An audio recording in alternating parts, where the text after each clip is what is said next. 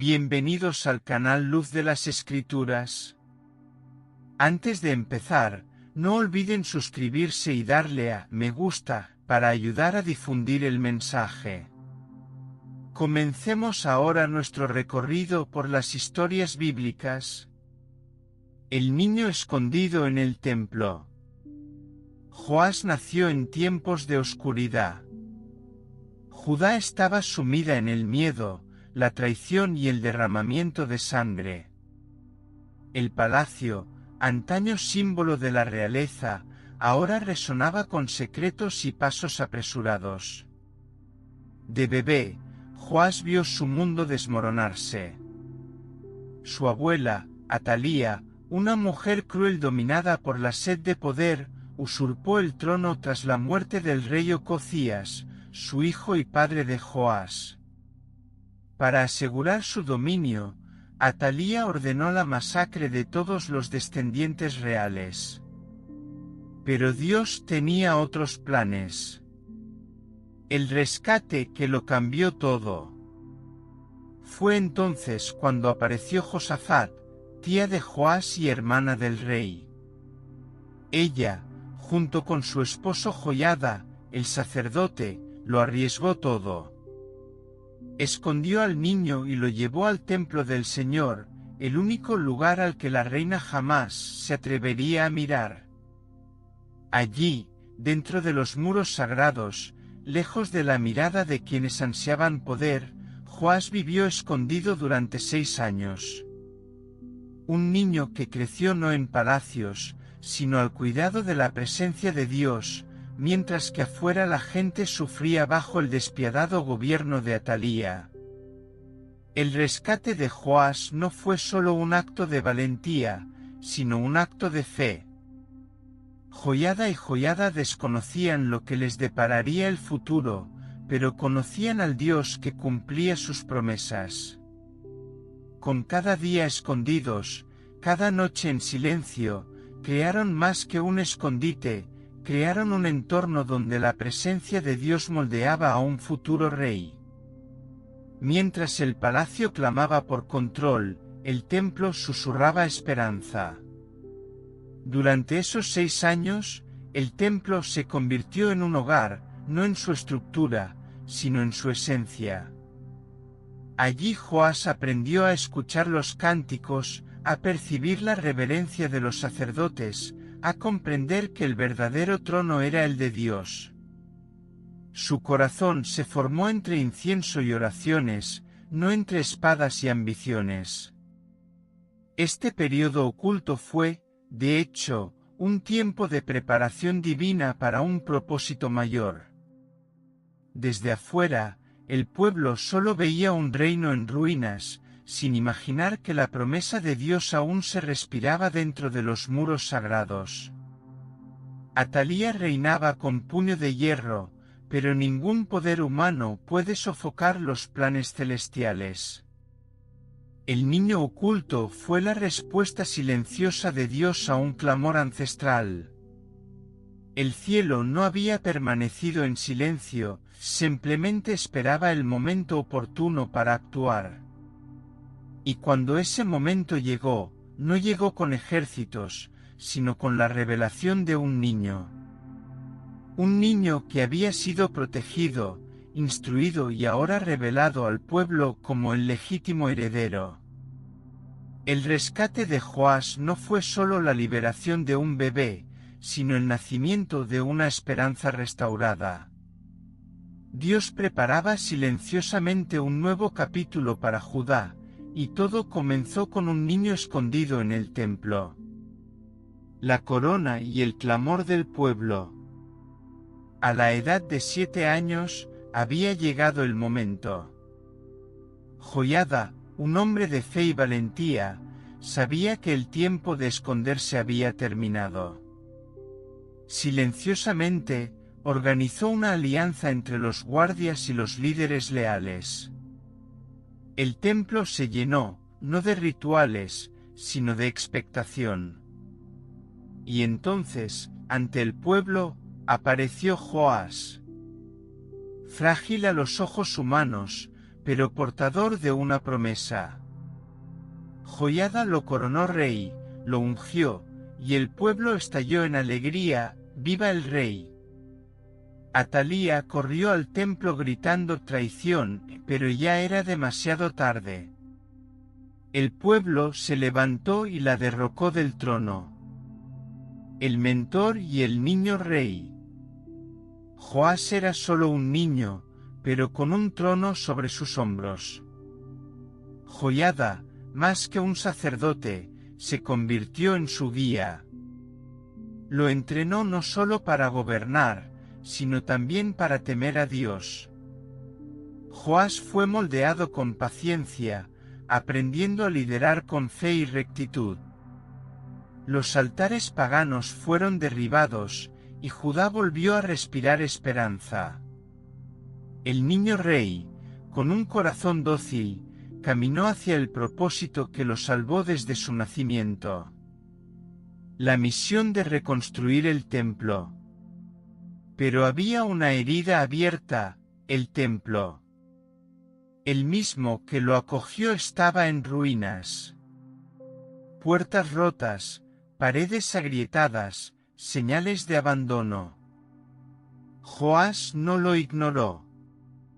Llamó a los líderes y anunció: restauremos la casa del Señor. A pesar de la lentitud inicial de los sacerdotes, el rey se mantuvo firme. Ordenó que se colocara un cofre a la entrada del templo. El pueblo, conmovido, comenzó a ofrendar. Y con cada moneda, se alzaban las paredes, se sanaba la fe, se reavivaba el pacto. El sonido de los martillos era el sonido de la restauración. La reconstrucción del templo no era solo una obra física, sino un símbolo espiritual. Joás comprendió que restaurar la casa de Dios también significaba restaurar la identidad de Judá como el pueblo elegido. Cada grieta reparada, cada piedra reemplazada, era un testimonio de que el pacto con el Señor seguía en pie. El templo que una vez lo había acogido en secreto ahora se convertía en el centro de una nueva era de fe y renovación. Incluso ante la resistencia y la negligencia inicial de los sacerdotes, Joás no se rindió. Vio la necesidad con la mirada de alguien que debía más que gratitud al templo, le debía la vida. La firmeza del rey fue evidente cuando estableció un sistema justo y transparente para recibir ofrendas. El pueblo, conmovido por su celo, respondió con generosidad. Era como si cada moneda ofrecida también llevara consigo una oración silenciosa: Señor, restáuranos. A medida que aumentaban los recursos, la obra avanzaba. Carpinteros, albañiles y artesanos se turnaban, no solo para construir muros, sino para reavivar la llama de la verdadera adoración. El sonido de las herramientas resonaba por las calles de Jerusalén, anunciando algo más grande que la colocación de ladrillos: era el corazón de una nación que se volvía a su Dios.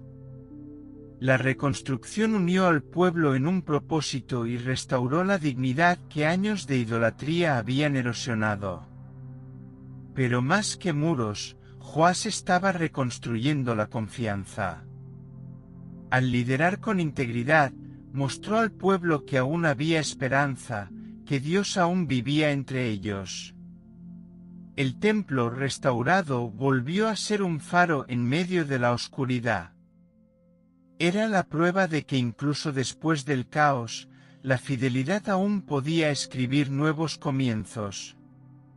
Joás, el niño escondido, ahora guiaba a un pueblo hacia la restauración completa. El cambio silencioso. Pero no toda reconstrucción dura para siempre. Con el tiempo, la firmeza de Joás comenzó a desvanecerse. Joiada murió, y con él, la voz que guiaba al rey. Sin su mentor, Joás cedió a las presiones equivocadas. Los altares paganos reaparecieron. El pueblo, una vez alentado, ahora se sentía perdido. El templo estaba en pie, pero el corazón del rey vaciló. El mismo niño que una vez había representado un milagro era ahora un símbolo de desviación. Zacarías y el último clamor fue entonces cuando surgió una nueva voz. Zacarías, hijo de Joiada, un hombre justo y valiente, confrontó al rey. Denunció el pecado y pidió rendición de cuentas. Pero la respuesta fue cruel. Joás lo mandó apedrear. La sangre del profeta fluyó en el mismo templo que una vez lo había acogido. Y antes de morir, Zacarías clamó: el Señor verá y pedirá cuentas. Y Dios escuchó. El castigo viene del norte, no tardó mucho. Un pequeño pero feroz ejército sirio atacó Judá. Las defensas cayeron, las ciudades fueron invadidas. Joás, herido, vio cómo su trono se hacía añicos. La victoria aramea fue inexplicable, salvo por el abandono de Dios. No bastaba con restaurar las murallas si el corazón estaba en ruinas.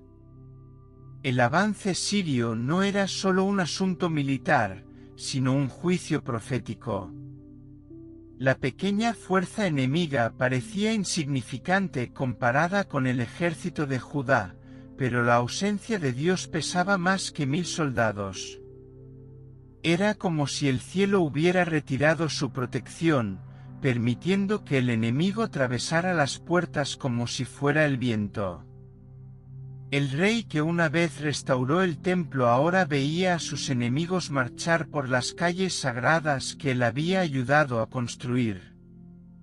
El pueblo, antes animado por las primeras victorias de Joás, ahora se preguntaba dónde estaba el Dios que una vez los había liberado. El templo estaba intacto, pero la fe que lo había sostenido estaba en ruinas. La nación sangraba no por falta de armas, sino por falta de arrepentimiento. El castigo que venía del norte no solo buscaba la destrucción, sino despertar las conciencias dormidas. Era un clamor del cielo: regresen a mí. Joás, herido en batalla, vio más que su carne desgarrarse, vio su liderazgo vacío. El trono, que una vez había recibido con honor y aplausos, ahora era solo una silla vacía rodeada de silencio. Los salones del palacio ya no resonaban de júbilo, sino de lamentación. El rey estaba vivo, pero derrotado. No solo por los sirios, sino por sí mismo. Su corazón, una vez un refugio de la presencia de Dios, ahora era un campo abrasado por decisiones equivocadas. La traición en el palacio. Herido y debilitado, Joás se refugió en el palacio.